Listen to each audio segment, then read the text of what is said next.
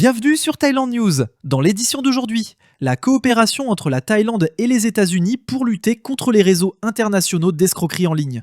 La visite de la 83e flotte de la marine chinoise à Chonburi, symbole du renforcement des relations entre la Chine et la Thaïlande. L'enquête sur les mines antipersonnelles à la frontière thaïlando-cambodgienne, qui ravive les tensions diplomatiques entre Bangkok et Phnom Penh. L'alerte aux méduses-boîtes à Phuket, où les sauveteurs de Patong Beach font face à une hausse inquiétante des piqûres parmi les touristes. Et c'est parti!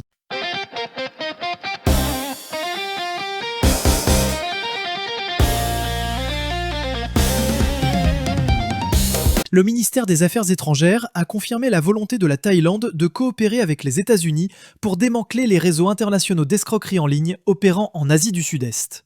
Dans un communiqué officiel publié jeudi, le ministère a salué l'annonce faite par les États-Unis le 14 octobre concernant de nouvelles mesures pour lutter contre ces réseaux criminels. Ces initiatives s'inscrivent dans la continuité de l'engagement de la Thaïlande à collaborer avec ses partenaires internationaux pour combattre la criminalité transnationale et traduire les responsables en justice. Le ministère a souligné la gravité de la menace posée par les escroqueries en ligne et les centres d'appel frauduleux qui ont causé d'importants préjudices aux citoyens de la région. Ces activités sont souvent liées à d'autres crimes graves, tels que la traite d'êtres humains, le travail forcé et le blanchiment d'argent. La Thaïlande a réaffirmé sa détermination à éradiquer les escroqueries en ligne et a promis de renforcer sa coopération avec les États-Unis dans le cadre de leur partenariat sécuritaire de longue date. Le pays a également exprimé son intention de collaborer étroitement avec d'autres nations partenaires et les organisations internationales concernées afin de contrer efficacement cette menace croissante. Le ministre des Affaires étrangères, Sihasak Phuangketkeow, a précisé jeudi que la visite officielle du Premier ministre Anutin Charnvirakul au Laos comprenait des discussions sur la coopération régionale en matière de sécurité, notamment pour cibler les réseaux de centres d'appel et d'escroquerie. M. Sihasak accompagnait le Premier ministre à l'occasion du 75e anniversaire des relations diplomatiques entre la Thaïlande et le Laos. Le ministre a insisté sur l'urgence de s'attaquer à ces opérations criminelles dont les effets se font sentir bien au-delà de la région et a souligné l'importance d'une collaboration étroite avec les pays voisins. Il a ajouté que la lutte contre ces réseaux nécessite une coopération non seulement avec des partenaires régionaux comme la Chine, le Laos, le Myanmar et le Cambodge, mais aussi avec des pays extérieurs à la région tels que les États-Unis et la Corée du Sud, également touchés par ce fléau. Cette question sera de nouveau abordée lors des prochains. La 83e flotte de la marine chinoise a accosté jeudi matin dans la province de Chonburi afin de renforcer les relations bilatérales entre la Chine et la Thaïlande. Connue sous le nom de Passan, la flotte est arrivée au port de Chuk Samet dans le district de Sataip vers 9h30. Les marins chinois ont été accueillis par une vingtaine de membres de la marine thaïlandaise, dirigée par l'amiral Korawit Chayarati, commandant de la flotte royale thaïlandaise. Le contre-amiral Surapak Chertpard, directeur du port de Sataip, ainsi que l'ambassadeur de Chine en Thaïlande, Zhang Jianwei. Cette visite s'inscrivait dans le cadre d'un programme d'entraînement maritime pour plus de 1000 cadets chinois visant à améliorer leurs compétences en navigation et à renforcer les liens entre les marines chinoises et thaïlandaises. La flotte comprend le navire-école numéro 83 Chijiguang d'un déplacement de 9000 tonnes, long de 165,3 mètres et capable d'atteindre une vitesse maximale de 22 nœuds, ainsi que le navire de guerre numéro 988 Yimenshan d'un déplacement de 25 000 tonnes, long de 210 mètres et atteignant une vitesse maximale de 25 nœuds. Cette visite revêt une importance particulière car c'est la première fois que la flotte chinoise ouvrait ses navires au public. Les visiteurs pouvaient monter à bord entre 10h30 et 11h30, puis de 14h30 à 17h, chaque jour jusqu'à dimanche. Une cérémonie d'adieu était prévue lundi avant le départ de la flotte vers Singapour et la Malaisie. Durant leur séjour, des activités d'échanges amicaux ont eu lieu entre les deux marines. Avant de venir en Thaïlande, la flotte Passan avait fait escale au port de Sihanoukville, au Cambodge, le 10 octobre. Le sous-lieutenant thaïlandais Baram Esricha effectuait une patrouille près d'un secteur disputé de la frontière entre la Thaïlande et le Cambodge le 16 juillet, lorsqu'un membre de son équipe a marché sur une mine, provoquant une explosion qui lui a arraché la cheville. Cet incident a déclenché 5 jours d'affrontements entre les deux pays qui se sont achevés par un cessez-le-feu fin juillet. Il a également ravivé une crise diplomatique autour des PMN2, des mines antipersonnelles d'origine soviétique disséminées dans certaines zones du Cambodge et dont Phnom Penh et Bangkok se sont engagés par traité à ne pas utiliser. La Thaïlande accuse le Cambodge d'avoir posé ces mines le long de la frontière commune, affirmant que les PMN2 ont mutilé au moins 6 soldats thaïlandais depuis juillet, dont celui du groupe du sous-lieutenant Baramé. Le Cambodge rejette ces accusations et soutient que certains soldats thaïlandais ont marché sur d'anciennes munitions datant de la guerre civile qui a ravagé le pays pendant plusieurs décennies, faisant du Cambodge l'un des territoires les plus minés au monde. Phnom Penh s'est depuis positionné comme un acteur mondial de la lutte contre les mines, investissant avec l'aide de bailleurs étrangers des milliards de dollars dans des opérations de déminage depuis plus de 30 ans.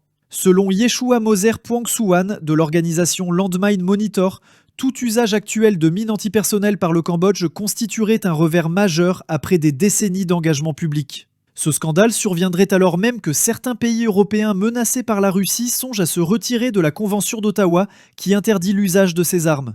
L'armée thaïlandaise a fourni à Reuters des vidéos et des photos montrant des opérations de déminage de PMN2 menées par ses troupes sur les lieux de l'incident du 16 juillet, ainsi qu'après une seconde explosion survenue le 23 juillet. Lors d'une visite de terrain en août, Reuters a photographié des éclats de mines que les soldats disent avoir récupérés, ainsi que des mines intactes découvertes dans la région frontalière. Les métadonnées de 7 de ces images confirment qu'elles ont été prises entre le 18 et le 23 juillet, période correspondant aux opérations documentées par l'armée thaïlandaise, bien qu'aucune donnée de localisation n'ait pu être vérifiée.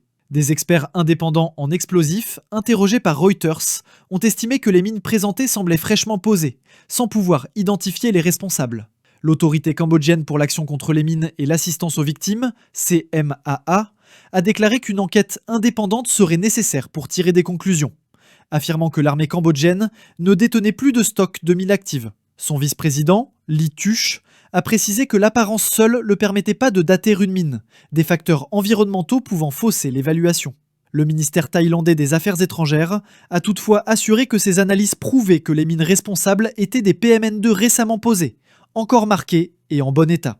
La Thaïlande, alliée de longue date des États-Unis, rappelle qu'elle n'a jamais utilisé ni possédé ce type de munitions d'origine soviétique. Des experts britanniques, dont Andrew Vian Smith, ont confirmé que les mines présentées ne montraient aucun signe d'ancienneté. Leur plastique restait souple et propre, sans les traces d'usure typiques des mines anciennes.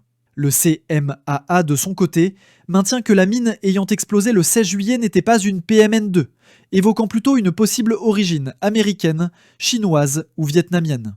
La frontière commune entre la Thaïlande et le Cambodge, longue de plus de 1000 km, reste l'une des plus densément contaminées au monde. Depuis la signature d'un accord de paix en 1991, plus de 3200 km² de terrain ont été nettoyés, mais les PMN2 continuent d'y être découvertes.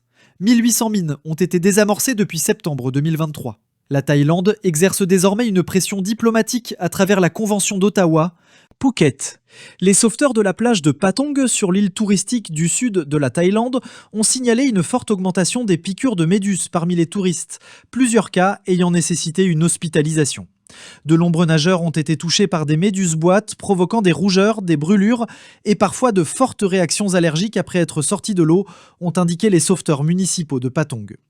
Les sauveteurs administrent les premiers soins à l'aide de vinaigre qui aide à neutraliser le venin et à atténuer la douleur, mais plusieurs cas graves ont dû être transférés vers les hôpitaux les plus proches pour un traitement médical.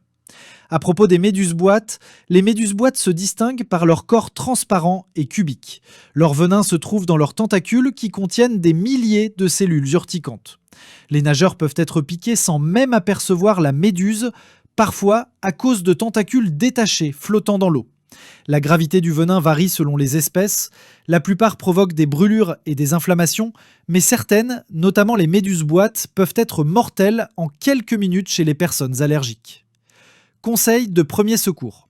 Les autorités recommandent les gestes suivants en cas de piqûre. Sortir immédiatement de l'eau. Ne pas continuer à nager car les symptômes peuvent s'aggraver et entraîner un risque de noyade en cas de réaction sévère. En cas de perte de conscience ou de difficultés respiratoires, appelez à l'aide et commencez la réanimation cardio-pulmonaire RCP. Versez rapidement du vinaigre sur la plaie pour empêcher la libération supplémentaire de venin. Ne pas frotter ni toucher la plaie à main nue. Les cellules urticantes peuvent encore être actives. Retirez délicatement les tentacules avec une pince. Si le vinaigre n'est pas disponible, rincez uniquement avec de l'eau de mer. Ne jamais utiliser d'eau douce, d'urine ou d'huile. Consultez un médecin en cas de réaction sévère. Même pour les cas légers, surveillez la victime pendant au moins 1 heure, certaines espèces comme la méduse Irukandji provoquant des symptômes retardés, potentiellement graves. Merci d'avoir regardé. Abonnez-vous pour ne rien manquer de l'actualité en Thaïlande et partagez autour de vous. À demain, même heure.